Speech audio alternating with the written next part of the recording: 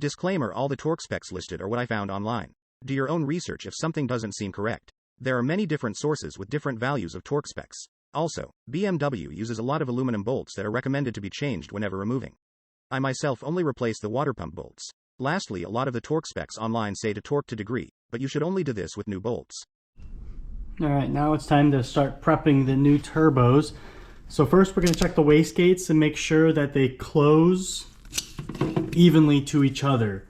So I got a little vacuum tester, so we will squeeze the trigger, and what I want to look for is the actual comparison between the two. I don't want one to close at a certain vacuum, certain number of vacuum, and the other one to be different. I want them to be exactly identical. So we will check that. They should be somewhere around 4 to 7 from what I've seen online. I test it by making when I can't spin this anymore, the actual wastegate.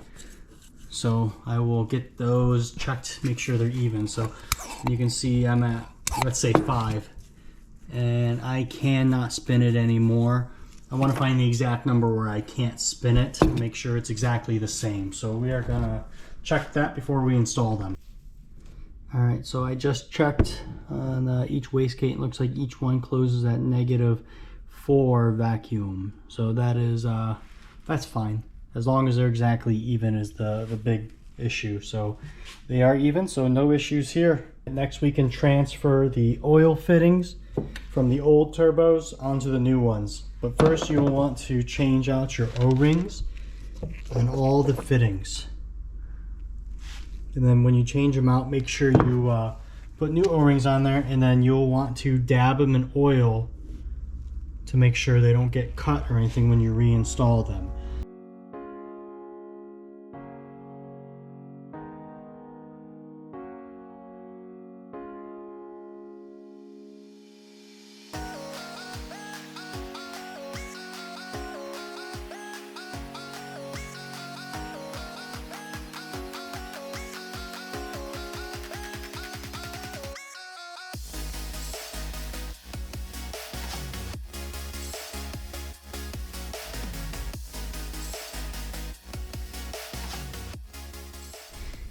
Alright, so I've got the rear oil line bolted on to the back of each turbo.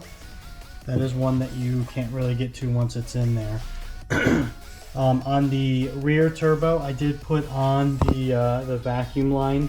So that's pretty hard to get to once it's installed. The front turbo, you can easily get to that. I have all the O-rings changed out. Since I'm reusing these lines, I made sure to blow some air through it. Make sure they're clear of debris. I put the manifold, exhaust manifold gaskets on, and then I checked the studs to make sure they were all tight and the actual engine block. Now we can install the turbo.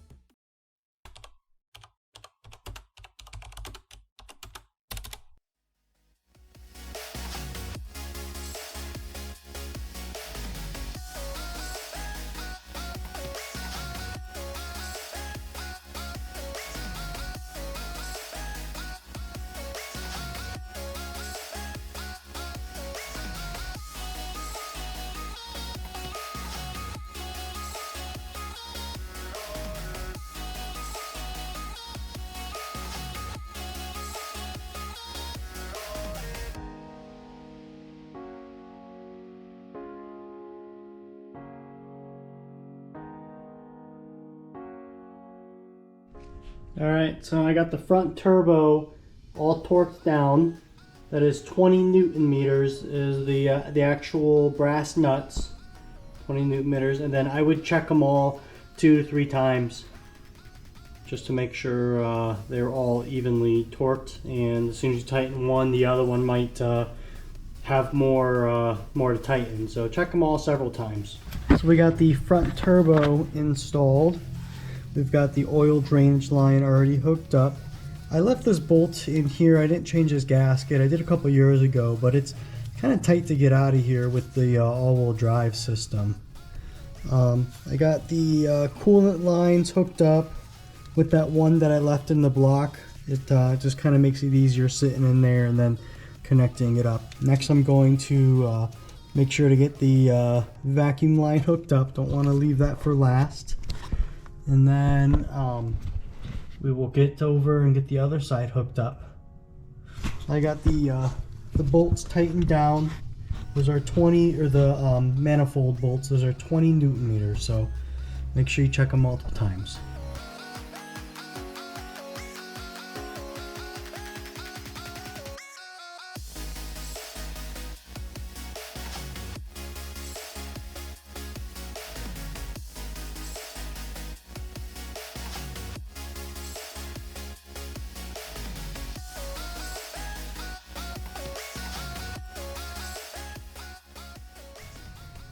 Little issue I'm having, this back water line is touching the on the back turbo, the wastegate bracket, so I'm gonna have to take that off and do a little bit of clearancing.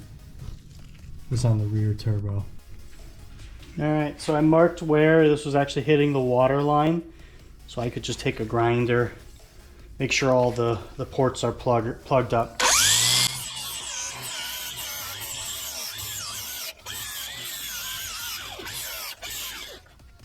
And just like that, it should fit perfectly. Alright, so I got both turbos bolted on, torqued down, all the fittings bolted onto the turbos. I'm going to start fishing the air intake down there. There's kind of not a whole lot of room back there, so it'll be tight.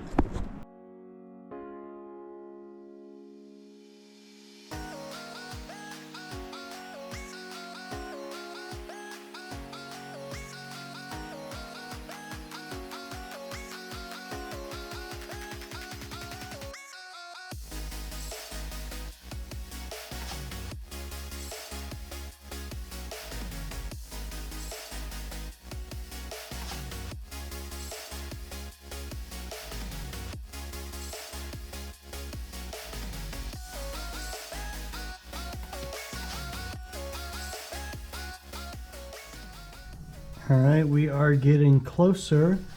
We have the outlets on. I put this little heat shielding around the silicone part of it, just to prevent that from deteriorating or getting too hot and melting. What we need to do next is install the water jacket and finish installing all these water lines that go to the turbo.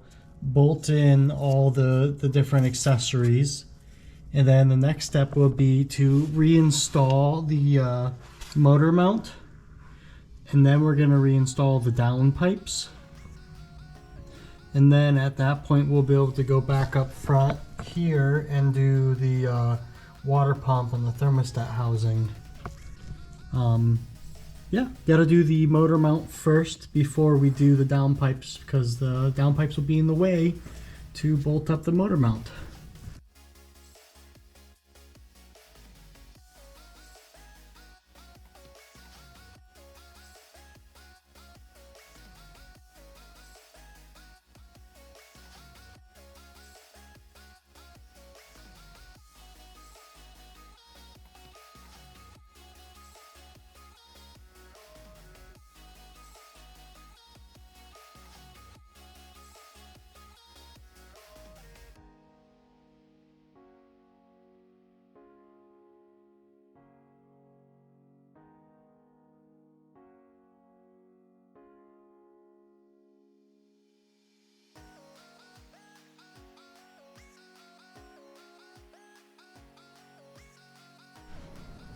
Alright, next we need to get these downpipes put in here. So it's gonna be tight, but that is the next step.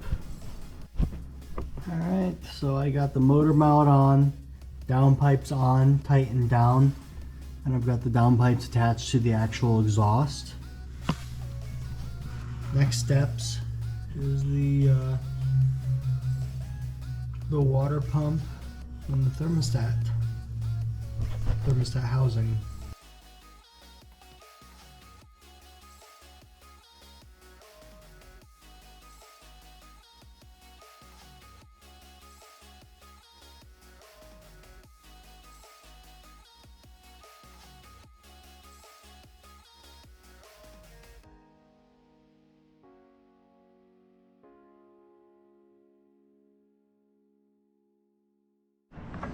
Alright, water pump and thermostat housing are installed. Next step, the subframe. So I've got the subframe down underneath it, supported by a jack and a piece of wood. If you go to the passenger side and get one bolt in on the rear bolt hole, put one of the long bolts in there for temporary. Our goal is to get the rack and pinion back inside that bracket I was showing you.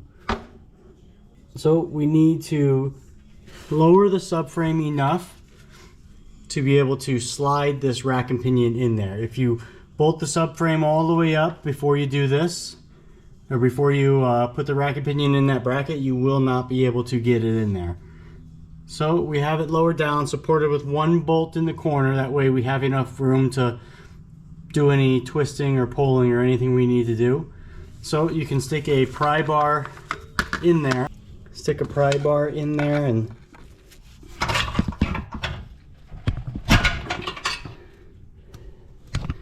just like that.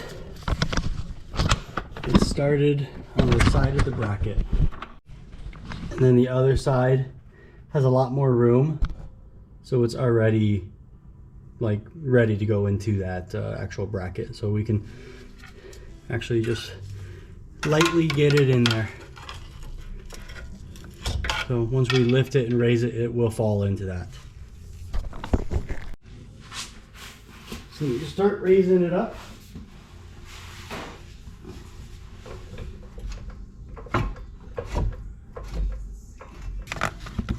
Help guide it in there, just like that. We'll go look at the other side and make sure it's in there. And the driver's side is ready to go in there too.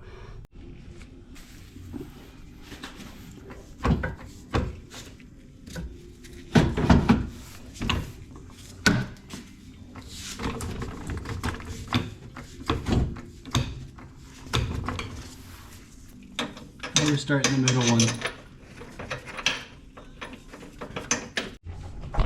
And you can take this one out. Alright, so I got the subframe. All the bolts are in there, but they're not tightened up. It's still lowered down about an inch. That'll just give me a little bit more space to work on some of these bolts. So the first thing we're going to do is get the sway bar bolted up, or the sockets at 13 millimeter.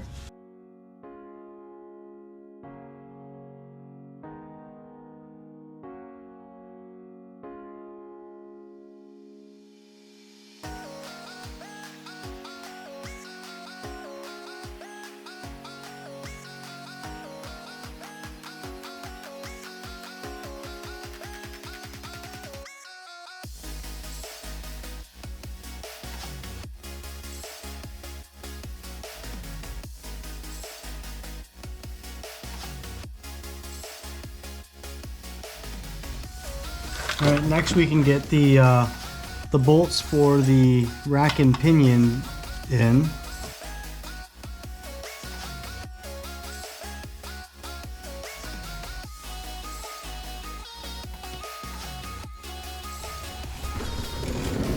The other one started.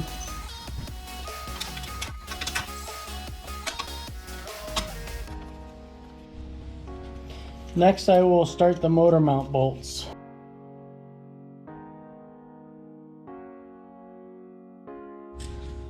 Alright, so now we can get all these power steering lines and water hoses bolted up with these little 10 millimeter bolts. Start with the front facing ones to the hard plastic water lines.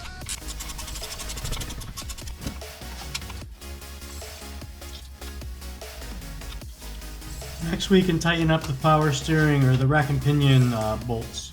Remember, you gotta hold the back nut with a 16mm wrench. Next you can tighten up the 6 subframe bolts. Now you can loosen up the engine support, and then you can remove it. Next you can go and tighten all your motor mounts.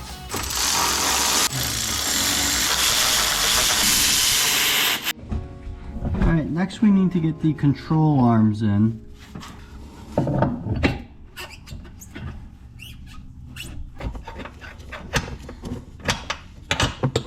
Alright, then we need to get the front control arm in.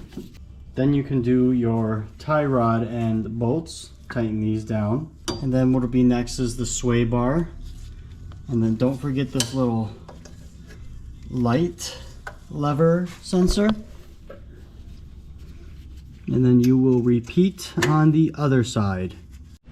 Just remember not to tighten up these control arm bolts all the way until you have the car sitting at ground level. So you want to put the tires back on, lower it onto the ground, maybe put it on some boards. That way you can get up under there, and then you can tighten these down. Now that we've got the control arms all bolted down, they're not tightened all the way because we have to lower the car first before we can tighten those. We can now add oil, and then we're going to add coolant. We're going to flush the coolant out. There's a procedure that you do to run the actual water pump, and that will flush all the air bubbles out of the system. Runs for about 10 minutes, and then we will turn the motor over without actually allowing it to start. That way we can prime the turbos.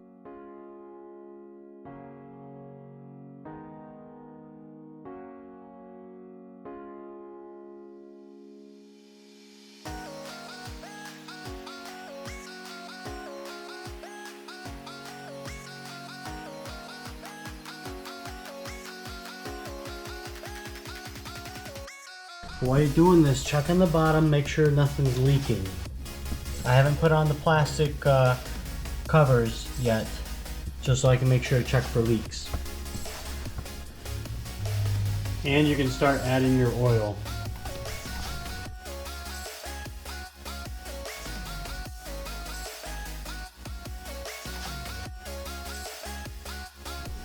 Alright, now that we've got it filled with oil and coolant, we can do the coolant flushing procedure. Alright, car off, keying the ignition, heater on, the blower motor at the first setting and heat at the max. And then hold down the pedal for about 10 seconds. And you can hear it doing its thing.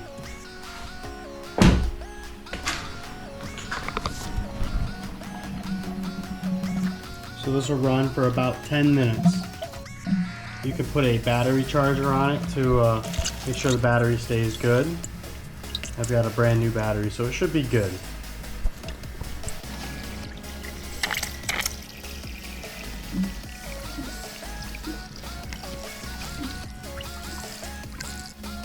The coolant system is done priming, so now we need to prime the turbos with oil. What I've done is I've unplugged each injector. That way I can attempt to start the car, letting the starter and the motor turn over so we can prime the turbos with oil. Let's go ahead and get them primed.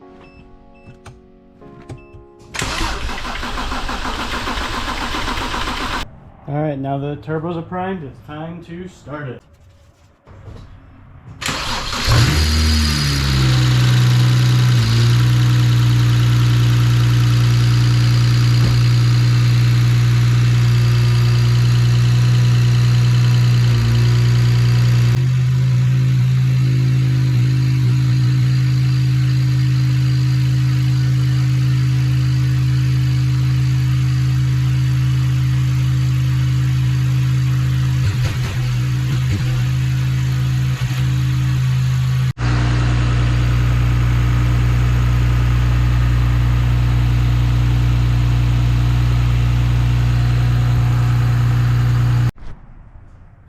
is left is putting on all the plastic guards,